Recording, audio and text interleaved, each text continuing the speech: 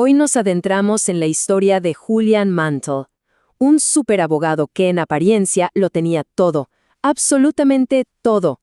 Pero su vida de excesos lo llevó a una crisis espiritual tremenda y a un viaje que lo cambiaría para siempre. Es, en el fondo, una fábula moderna que nos habla de cómo encontrar el verdadero sentido de la vida, justo cuando parece que todo está perdido. A ver, pensemos en Julian Mantle en la cima del mundo. Un verdadero titán del derecho. Un tipo legendario, ¿saben? Famoso tanto por sus trajes italianos carísimos, hablamos de miles de dólares, como por su racha invicta en los tribunales. O sea, no era solo una estrella, no, era el sol, el centro de todo su universo legal. Y de repente, ¡pum!, el drama. Justo en medio de una sala de tribunal a reventar de gente, el gran Julian Mantle colapsa. Cae al suelo, se retuerce, tiembla, suda, como un niño indefenso. En un solo instante, todo ese mundo perfecto que había construido se vino abajo, se hizo pedazos. Bueno, este colapso fue sin duda una llamada de atención, una muy fuerte. Para entender de verdad por qué pasó esto, tenemos que echar un vistazo a la vida que Julian llevaba antes. Hay que ver qué había detrás de esa fachada de éxito, porque ahí, escondido, había un vacío enorme. Y es que, si lo vemos desde afuera, su vida era la foto perfecta del éxito. O sea, la lista completa. Ingresos millonarios, una mansión de esas que quiten el aliento, su propio jet privado y, cómo no, su famoso Ferrari rojo. Tenía todo lo que la sociedad nos dice que deberíamos querer. Pero, como ya vamos a ver, esa fachada tan brillante escondía una grieta muy profunda. Pero aquí es donde la cosa se pone cruda. El contraste es brutal. Tenía solo 53 años, pero su cuerpo y su espíritu parecían los de un hombre de 70 y tantos. El estrés lo tenía con sobrepeso, siempre enfermo, y lo peor de todo, completamente vacío por dentro. Ya no había pasión, ni alegría, había perdido su propósito. Ese era el verdadero precio que estaba pagando por su supuesto éxito.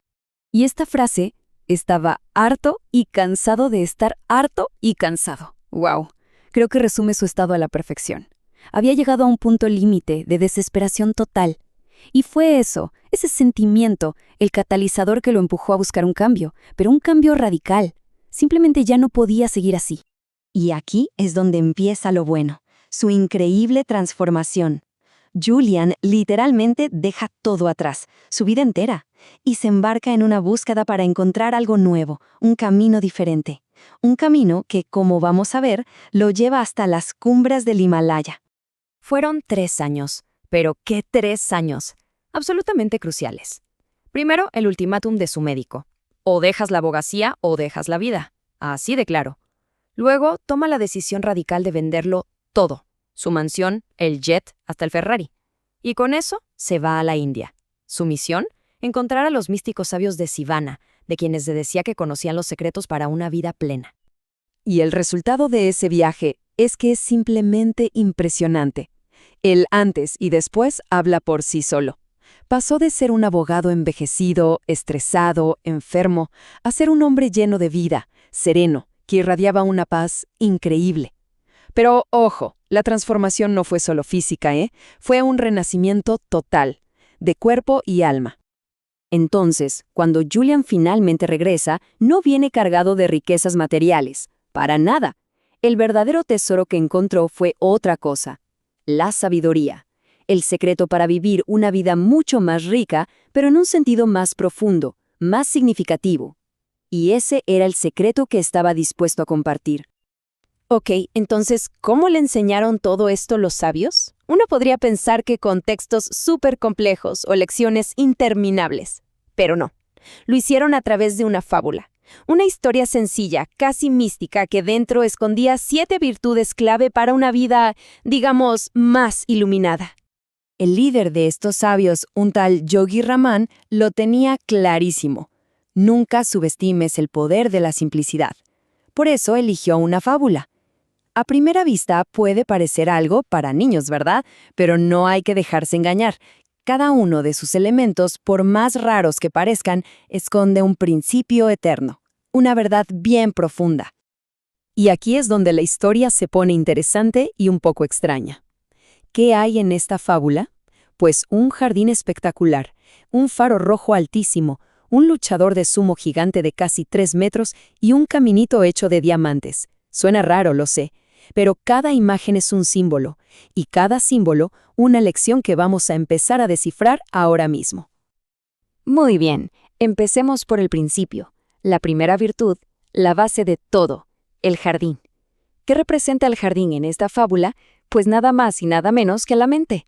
Y es que todo, absolutamente todo, empieza ahí. La metáfora es súper sencilla pero muy poderosa.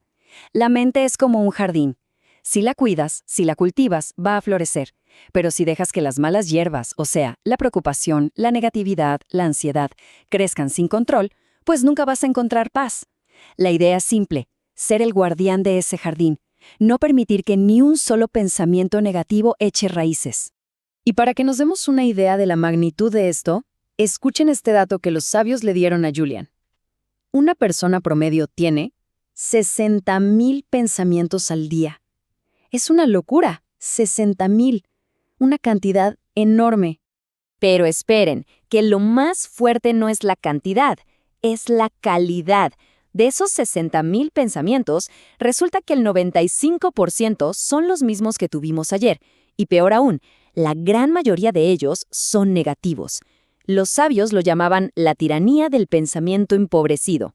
Y tiene todo el sentido del mundo.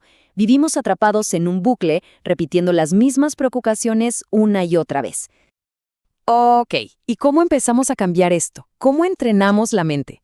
Bueno, una técnica muy sencilla que proponen es la del corazón de la rosa. Es simple, tomas una rosa fresca y un lugar tranquilo, y te sientas a mirarla, pero a mirarla de verdad. Toda la atención puesta en el centro de la rosa, en su color, su textura, sus detalles. La mente se va a distraer, es inevitable, pero el ejercicio es, cada vez que se vaya, traerla de vuelta, suavemente. Es como ir al gimnasio, pero para el músculo de la concentración, para empezar a calmar todo ese ruido que tenemos dentro. Otra herramienta que es una bomba es el pensamiento opuesto. El principio es súper simple. La mente no puede tener dos pensamientos al mismo tiempo. Imposible. Entonces, en el mismísimo instante en que aparece un pensamiento negativo, como un no soy suficiente o esto va a salir mal, conscientemente lo reemplazas por uno positivo. Ojo, no es pensamiento mágico, es un acto deliberado, una decisión activa para ir cambiando esos malos hábitos mentales. Listo con el jardín. Ahora pasemos al segundo elemento de la fábula. ¿Recuerdan el faro? Ese faro rojo imponente en medio del jardín. Bueno, pues este faro simboliza algo fundamental, el poder que nos da tener un propósito claro en la vida. Piénsenlo. Un faro guía a los barcos en medio de la tormenta. Les da una luz a seguir.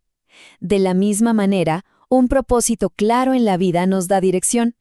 Es nuestra guía cuando las cosas se ponen feas. Nos ayuda a definir qué es importante de verdad y nos mantienen en el camino, sin desviarnos. Y esta cita de Disraeli lo clava. El secreto del éxito es la constancia en el propósito. O sea, la felicidad de verdad, el éxito que perdura, no es cuestión de suerte. Viene de dedicarse con constancia a una meta que significa algo, a un propósito que de verdad nos mueva por dentro. Los sabios tienen una palabra para esto, dharma. Se podría traducir como el propósito de la vida. La creencia es que cada persona viene a este mundo con una serie de talentos únicos para cumplir una misión muy específica. Y que descubrir ese dharma y vivir de acuerdo a él, ese es el verdadero camino a la satisfacción, a una armonía interior que dura. Así que la fábula nos deja con una pregunta que parece simple, pero que es inmensa. Si la vida es ese jardín y en medio hay un faro, ¿cuál es la luz que ilumina ese faro personal? ¿Qué luz nos guía en la oscuridad? En otras palabras, ¿cuál es el propósito de esta vida?